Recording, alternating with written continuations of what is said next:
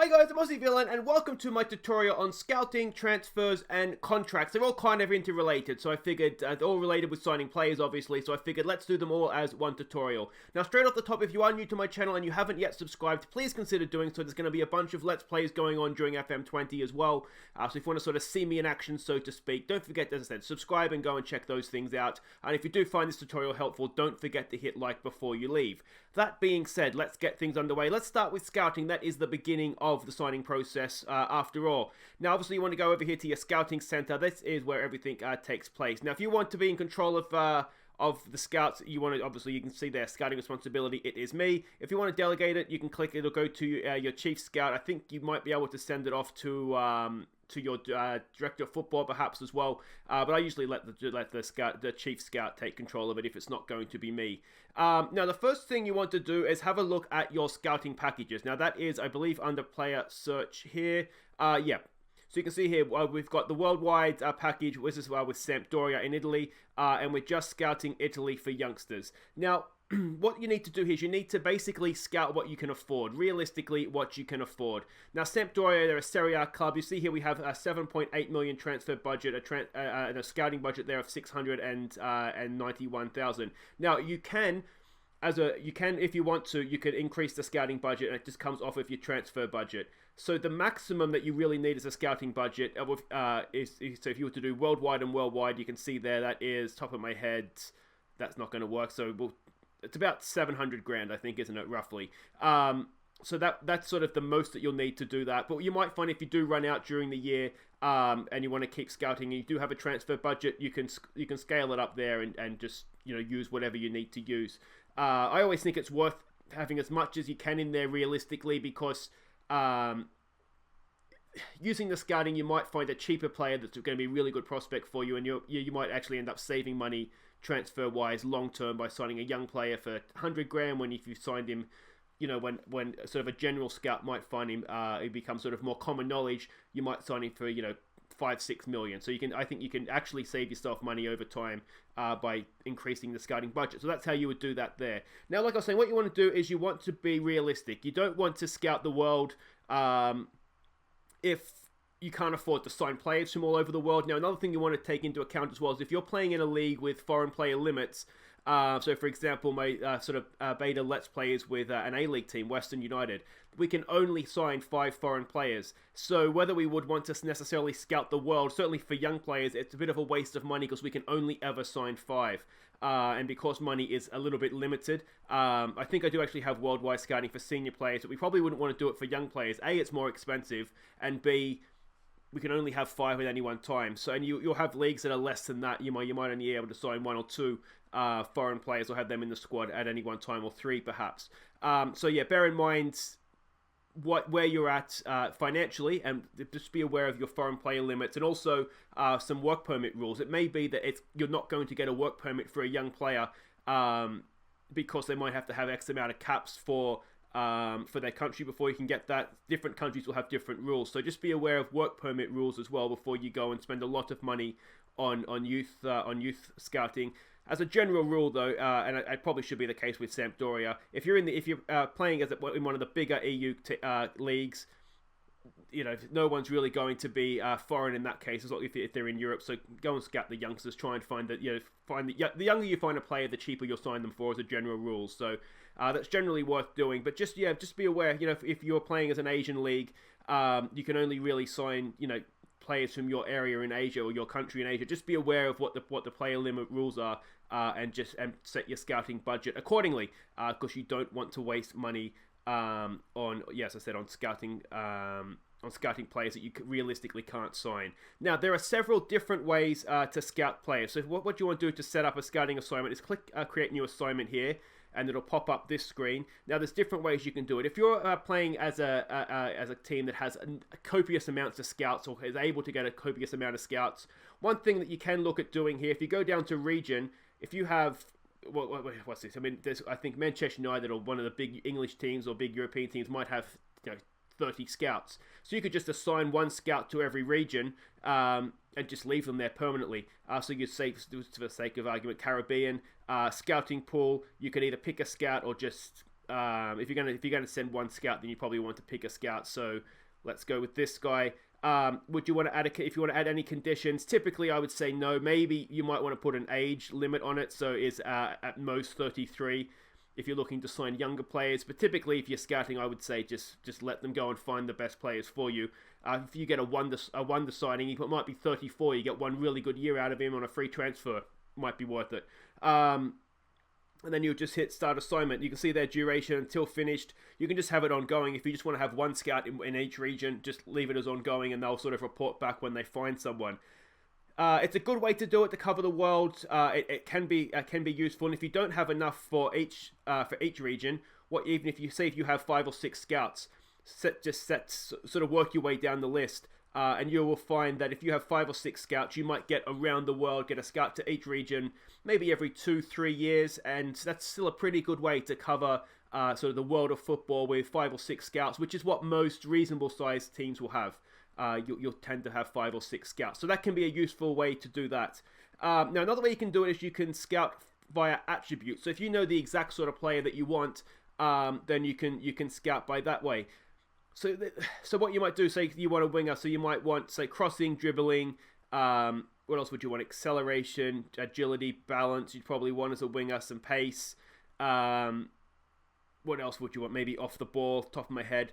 And you can do that, and then you should scout those particular attributes. Now, the one problem that I have with doing this is that you might find there might be a player that has, say you want all these a minimum of 12. You might have a player that has all of those stats but one at 15, but there's one that's 11, and they're not going to show up on your scouting report. So I don't think it's a particularly perfect way of doing things. And you can see there you would add in whatever. See if you want the attribute of at or greater than or at the level of 12, and then you would then obviously you would hit start assignment. Like I say, I always find the problem with doing it this way is that if a player has one attribute off, then it won't show up, and I always think that is not ideal, not the best way to scout. It's not the way I like to do it, but it is an option if you are interested in doing it that way. And the other way, and I think this is a really effective way to scout, is by player type. So if you want a first team player, if you're looking for a hot prospect, if you're looking to to get somebody that's going to come in for the future, that you can scout by that, or a replacement for. And in that case, you would find a replacement for, and then you would pick a position on the pitch, and it would then bring up all the players that you have that play that position. So if you have, I'd say, an aging striker and you want someone that's going to come in and play a similar role as to them, so this plays Quagliarella, you could find a replacement for Quagliarella. Try that again. For Quagliarella, I'm just going to give up for this guy, Fabio. Start assignment, and your scouts will then look for players that are going to come in and do a similar role, and that can be a really, really effective way to do things. Equally, you can scout by team. Was there anything else here I wanted to show you? That's a replacement type for any, or for tactics, you can kind of see there. Again, it brings up sort of the roles that you have, and you can scout for players in that position. So team, you can get sort of a specific report on a team, or match. Again, you can scout matches that are ongoing in whatever competition it may be. So, what I always think you want to do is you do want to have team reports, but I would always suggest, rather than setting a team report this week, have ongoing there for next opposition. I always say, if there's a specific team you want to scout, fair enough, but I always think if you want to scout a team, just go and click the players, and I'll show you how to do that in just a second, that you want to scout on that team, and just do it that way rather than scout a whole team. Unless you're playing them, it doesn't really matter, does it? So, next opposition, I always think this is something you want to do. You want to have some sort of report on the next opposition, and you want to probably do the same thing for an analysis report as well. So the number of next opposition matches, so however many matches you want to do. I always just think one is enough. You could always do more, but I always think they're very, very important. And if you go watch my tactics tutorial, you'll see exactly how useful those can be. So they are the different ways of scouting. Now, once you get your scout report, how can I get my scout reports here? Let's see. If I just go to my shortlist, and we should be able to bring up a scouting report here. Scout report. It looks something similar to this. It looks a little bit different when you first get it, sort of in the scouting center screen. It looks a little bit different, but that's roughly what you get. is this sort of information here. Now, one thing I do think is you don't want to get hooked up on the star ratings here. I think it can be very useful to judge a player's potential. So sort of keep an eye on it, for that way it gives you an idea of how good the player can be based on what their current attributes are. But as the current ability, don't get hung up on that, because what you'll find is that, now winger may not be a great example, but you can have a striker who is really good striker, but there's strikers that different strikers play different ways. If you're trying to replace, say, a Peter Crouch, like a tall target man, so if you're rating him against, say, Messi, now if you're trying to play Messi as a target man, then Peter Crouch might be a 4-star player, Messi might be a 3-star player. And obviously, if you were looking to replace sort of a deep-lying forward, that sort of a role, then Messi would be a 5-star player, and Crouch would probably be a 2-star player, because different. It's a very, very broad spectrum that just the star rating. So don't get too hung up on the current ability of the star ratings. Don't get too hung up on the scout summary of this number here. This 86 is based on a number of things of like the finances of it, the potential wages, all those sorts of things. So look at the attributes, as I say. Look for the player that has the attributes for the position you want them to play. Don't get hung up on star ratings. Don't get hung up on this number. What the star ratings I do find are very useful for those potential. It'll give you an idea of the sort. You can see by the attributes the sort of player you're going to get, and then the potential star rating will give you an idea of exactly how much better it is that they might get. So that's roughly how the scouting system works. I don't think there's anything else there I need to show you. Now let's go and have a look at how you would make a bid for the player once you found who you want. Okay, so we have found a young Colombian striker here, currently at River Plate. Now, the other thing that the scouting report will give you, it'll give you an estimated transfer cost and estimated wage demands as well. Now, that's always good, just so you know roughly what he's going to cost you in terms of. It doesn't necessarily mean it will be that, but it gives you an estimate of what to expect. So obviously, you go up here to make an offer, and brings you up to this screen. Now, the first thing you want to do if you're looking to buy a player, go to additional clauses, click on the percentage of next fee, and then just remove and exclude. What you don't want is this club that you're buying a player from to get any money from a future sale of that player. So if you were to sell them on, you want to make sure what you're paying here now is that they don't get any future chunk. Now, additionally, if you're selling the player, especially if it's a young player that has a lot of potential, you want to go to percentage of next sale, percentage of next sale, not percentage of profit. So you want to go to percentage of next sale, and you want this number as high as you can get it. 50% ideally. Sometimes you have to be negotiated down. But what that means is that if they were to, so we buy this player for 2.8. Now, if we were to sell them on, say for 2 million, then River Plate would get $1 million of that, because they have a 50% sell-on fee of whatever that fee is.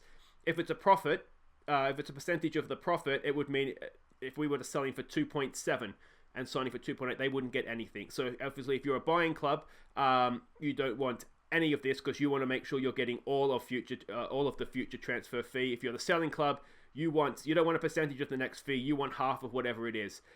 So do make sure that you're using that. Now, a couple of other things here. If you're looking to buy a player who's on big wages, so if you are, say, a Burnley and you're looking to buy a Manchester United player that's on, like, say, 150 grand a week, you can get Manchester United to try and pay however much of their wages. So if someone's on 100 grand a week, they're transfer listed at Manchester United, you can only afford 50 grand a week. It might be worth put in the bid that Manchester United have to pay 50% of his wages, or 50 grand a week. So what that means is that they're saving 50 grand a week, you're saving 50 grand a week, because you don't have to pay him 100 grand a week, and you just might get a player on high wages that it was otherwise out of your transfer budget. So that's something that you want to do if you're buying. But if you're the selling club, I usually just exclude this as well. Just exclude and remove, because I don't want to be paying any of his wages if I'm getting rid of him. Another thing here that you might want to do, if you're selling a young player that you're not too sure about, that may come off, may not, get in a buyback fee. Usually it'll have to be relatively high, but if we were selling this guy, we might say, okay, if he becomes good, we'll buy him back for 15 million. Now, if you're you're like a Juventus or a Barcelona, or again a Premier League team, 15 million for a really good player is very affordable for you, but you'll get some money in for him now in case he doesn't come off. So that can be something that's useful to add in as well. But obviously, if we're buying, we don't want to do that. And the other thing that can be useful is to sell player first. If you don't want to have So if we're buying a striker, if we don't want to end up with, say, 5 strikers at the club, we can sign this guy on the proviso that we sell somebody first. Now, if it was striker for striker, again, it might be Quagliarella that I got at that time that you're looking to sell. And what that means is that this transfer, if this gets all agreed, contract, everything, it means that it won't go through until this guy leaves. So it may end up meaning the transfer doesn't go through at all. But this can be useful if there's interest, if you find yourself getting towards the end of a transfer window, Manchester United's coming in for your young striker. You don't want to lose him, but you don't know if you're going to be able to keep him, especially if they have a release fee, for example. What this allows you to do is sign a replacement for that player, but then if he doesn't leave, you keep him, and this transfer wouldn't go through. Then equally, if he does leave, you have somebody coming in. You're not going to find yourself with either too many players, too many strikers, or not enough. It's a really good way of kind of protecting yourself against that sort of thing. But for the case of this, we are just looking to make a fee. Now, something I like to do, if I can, is, especially with the bigger transfer fee, at 2.8 million, if that's the value, then it's not too bad. But what you might want to do is, say, put it down to $1 million, and then add in some fees later on. So if they're a success for you, and this is particularly useful if you have a smaller wage budget, a smaller transfer budget, it limits the risks that you have to take. So let's say £1 million up front. If he plays 50 games, $1 million, and if he gets 50 goals, $1 million. So we're actually paying him paying $3 million instead of the 2.8 that he's valued at. Now they might want more money than this, but what that means is that we're only paying $1 million up front. He could play 49 games and we sell him. We only ever paid $1 million. He could play, score 49 goals. But we don't have to pay that $1 million unless he gets that 50th goal. So let's have a look and see what they want. So they want 3.1 up front. Then 2.1, 2.1. To me, that's a pretty good deal for someone that's worth 2.8 now. Obviously, they're going to want a little bit more than that for him overall. So we might want to just accept those demands there, and on we go. Now, another thing you might want to do if you're the selling club or if you're signing a young player, is to, loan back to the club that you're buying from, or if you are, say. Again, we'll use Burnley as an example. Don't worry, we're picking on Burnley. But if you're Burnley and Manchester United's coming in to buy one of your youngsters, it might be worth getting them loaned back. You can do end of next season, and it's this percentage of wages. Try and get always if you are loaning a player back that you're selling. Try and make the team that's buying them pay the wages, so you don't have to pay them, and get them back on loan for the end of that season. Now, I had a case in FM20 when I was playing with Harder Midlothian. We sold one of our young midfield prospects to Real Madrid. We got $5 million for him. We loaned him back for that season. Then loaned him back again for 2 more seasons. Just kept extending the loan. We didn't pay a cent of his wages, and he was probably the best player in Scotland. So it can be a really, really useful thing if you're selling one of your youngsters to do that. Or as I said, alternatively, if you're buying somebody for the future, if you want to just loan him back, if he's already playing for that club, it saves you then having to worry about finding, if you're going to loan him out anyway, it just saves you having to go through the struggles of finding a club if you know he's already settled in at this club and doing well. So that can be something that is definitely worth doing as well. Now, one thing I always think you do want to do in terms of transfers, we'll just cancel that for now, is you want to go to staff and responsibilities, and obviously you have all this information thing here. Now, it's worth just taking a second to look through this and make sure that you are doing what you want to do and have assign what you want to do. No matter what it is you want to do, I always think you want to make sure that you have the final say on players that are coming in or leaving your club. So first team stuff, I do that anyway. But when you get to sort of the youth team things, this is where I'm not too bad if you have my head of youth development, or if somebody else in the club is going out and finding youth players. They basically act as another scout if that's the case. So that's fine. I have no problems with that. But what I want to do is want to make sure that I'm finalising any players that are signing for the under 20s or under 18s in this case, or whatever the youth team setup may be at the club you're at. And I also want to make sure that I'm finalising any departures, because I don't want one of my young stars that I want to keep leaving the club without me having a say. So it is definitely worth, again, it's going into responsibilities and then transfer and contract responsibilities, and just making sure that you are having the final say on anybody coming or leaving the club, because you, as I said, you don't want your head of youth development signing an absolute muppet that's never going to amount for anything, and you don't want them selling somebody that you think you would like to keep at the club. So now you've had your transfer offer accepted, and this brings us now to the contracts. Now, this is kind of new for FM20, is this player pathway.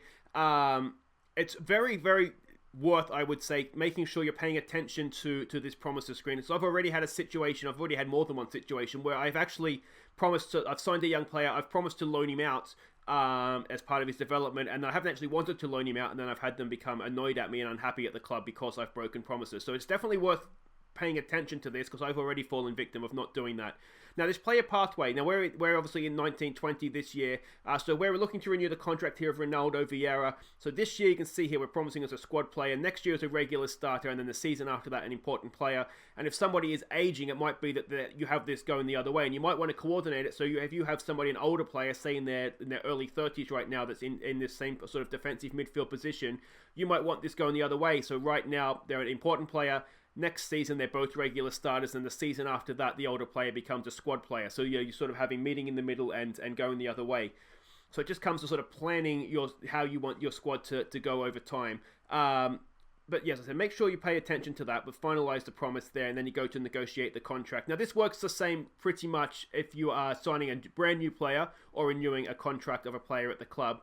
Now, if it is someone that's already at the club, if someone that's sort of under the age, I don't know, say 32 or so, try and avoid getting them into their last year of their contract, because that just means then that they could end up, if they not going to sign a new contract, you could find yourself in a situation where you lose them for nothing. But it's an older player, you're not going to get too much transfer money for them anyway, relatively speaking. But if it's one of your sort of young stars, you're better off finding out 12 months out or 18 months out that they're not going to sign a new contract and giving yourself a chance to sell them, than them just losing them for nothing. It sucks when, you sell one of your youngsters off to a bigger club. It really hurts, but it doesn't suck as much as when you lose them for nothing. At least you can get a transfer fee, get that percentage of next sale clause on there, and you can benefit financially from it. If they leave for nothing, it really, really is very, very annoying. Now, one thing that I like to do now is have a look at this guy's existing contract, and you'll be able to see the existing contract for players that you're looking to sign as well. So he's on right now, he's on 20 grand, 24 grand a week. So what I always think you want to do, you can see here his bonus. I always like to try and use bonuses to keep the wage down. So look to give him a 5-year deal, whatever it is you may. Well, he's only young, so typically younger players you'll want at the club longer, older players less so. So what I would look to do here is I would look to go to bonuses, and a team of the year bonus I always think it's just worth adding in. It motivates the player then to obviously be in the team of the year, and realistically, you're not going to have that many players in Team of the Year anyway. So I always try and max out this, give them something to play for, and it'll help keep the wages down as well. Now, other things you can do if you have a striker, I always think top goal scoring bonus is a good one, because you can offer that at the top amount to all your strikers. Only one can win it, but you can offer it to all of them and keep all the goal scorers motivated. Adding bonuses for winning trophies is always a good one as well. I always think as a sort of a last resort, a bonus on that one. A goal bonus is a good one especially for strikers as well, or maybe for anybody who doesn't love a bonus when they score a goal.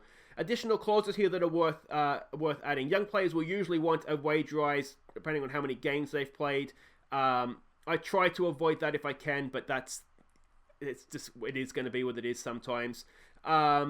International appearances, I usually try and avoid this one unless you have to. If you're trying to get someone across the line, then you just add bonuses as much as you can, especially if you've hit sort of your wage cap and you can't offer any more wages. Bonuses can be another good way then to get players across the line, get them to sign for less money weekly. Seasonal landmark bonus, I love this one, especially for strikers. I always give a bonus for 20 goals and then a bonus for 30. And for other attacking players, I usually say 15 and 25, because that's good goal scoring seasons. And even for a central defender, maybe add a goal bonus for 10, 15, or 5 or 10 goals as well, just if they're chipping in. That can be a good one to add in as well. Now, extension after the final league games. Both these can be good.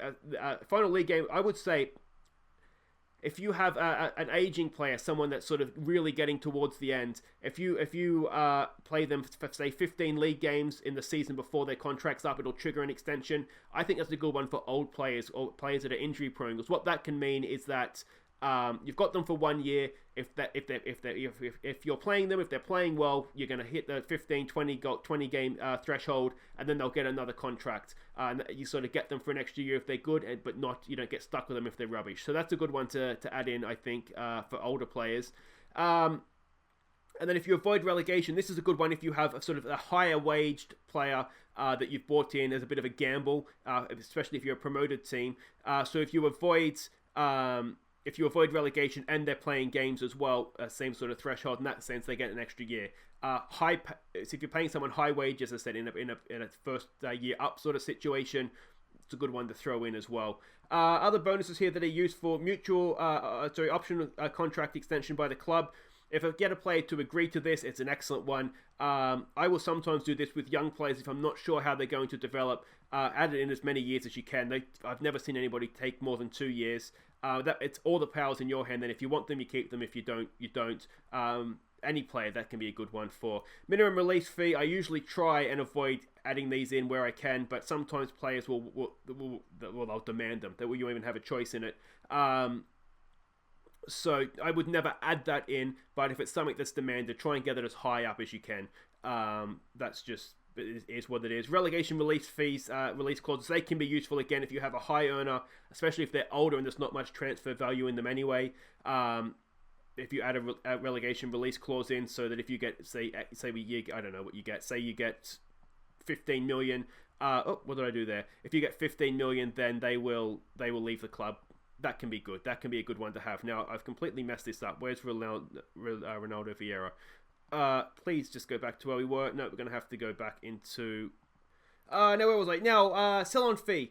I always try and avoid this like the plague, because it basically means if you sell the player on, they get a percentage of the transfer fee. They have no business getting that, so I would avoid that, as I said, as much as possible. Match highest earner clause, again, try and avoid that where you can, but if you're trying to get a big name player to the club, that might be something you have to just sort of take on the chin.